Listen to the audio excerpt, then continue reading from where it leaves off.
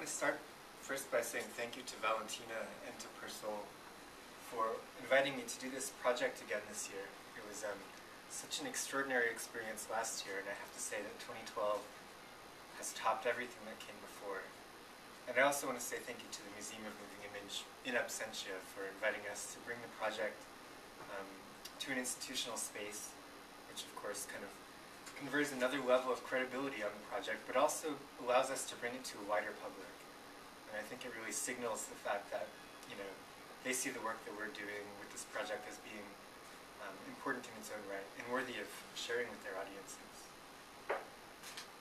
It's been a kind of pursuit of mine over the past few years as a curator to work on these exhibitions in the gallery which are relating to cinema and the moving image.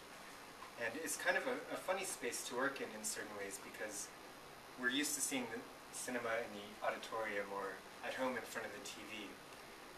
And the gallery seems like a slightly strange place in a way in which to celebrate cinema, because it's difficult to sort of watch an entire film, and really you're only ever seeing pieces and fragments of these things. But I've become increasingly convinced that actually cinema exhibitions in the gallery are very important to our kind of public understanding of the medium. And the reason for this is that the gallery is really where cultural value gets conferred, and conversations about what's important in our culture get discussed. And I think it must be clear to all of you as journalists who would attend this exhibition that cinema is an incredibly important part of our culture. And it's vital that that conversation around it takes place at the sort of highest level of discourse and visibility. And I think this is the reason why an exhibition like this is important. One of the things that I found last year that sort of surprised me was how willing all of the filmmakers were to take part in a project like this, to open up their archives, to dig into their basements, looking for things that they'd misplaced, 5 or 10 or 25 years ago. Almost every, and so, last year I involved several of the filmmakers directly, but also, worked on eBay and institutions with collections. But this year, almost every spotlight has the direct involvement of the filmmaker or the artist on some level in providing materials for the exhibition. It's interesting because within cinema, years ago, people would just sell everything at the end of the film, but today people are becoming more and more aware of how these things have so much kind of historical and cultural value. And so I think the works we're bringing together in this exhibition are kind of at this moment where people are really starting to realize these are things that need to be celebrated in their own right. And it's very exciting because when you see, for example, the color charts that Todd Haynes has been storing in his basement for the last 10 years in a box, these have been, hidden away from the light of day, and we've put them into a display. You realize that actually these things do reflect something very significant about the psychology of the filmmaker and why they were pursuing a particular aesthetic.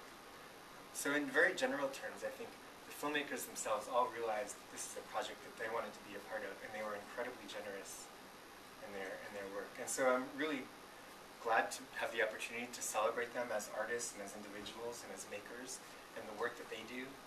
And and to give them an opportunity to bring that to a wider public. I think the other thing that sort of was surprising last year about filmmakers' response to this exhibition was that all of them seemed to recognize in themselves the characteristic of obsessiveness or of obsession. And so you would say that you're doing this project and you'd be like, well, it's about the theme of creative obsession, slightly, typically thought of as a bad thing, but almost to a person, everyone I approach would be like, oh, that's totally me. Everyone says that, or they would start coming up with ways in which their own work was obsessive. And so this quality of obsession seems to be something that runs throughout cinema.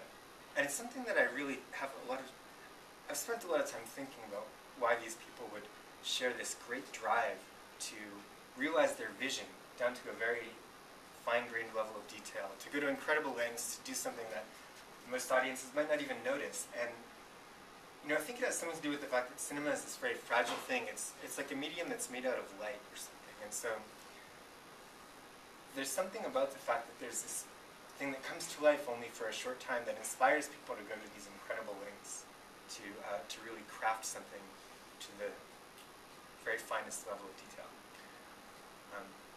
So we have 10 obsessives for you to explore later on this afternoon, but as Valentina said, I'm not going to go into much detail about each of the exhibitions. But I do look forward to taking you around later on and to speaking with each of you individually. So thank you for coming. I hope you have a magnificent time. And, obsessive. Maybe not obsessive. Save the obsession for later. You're on. Later in the afternoon. Yes, exactly.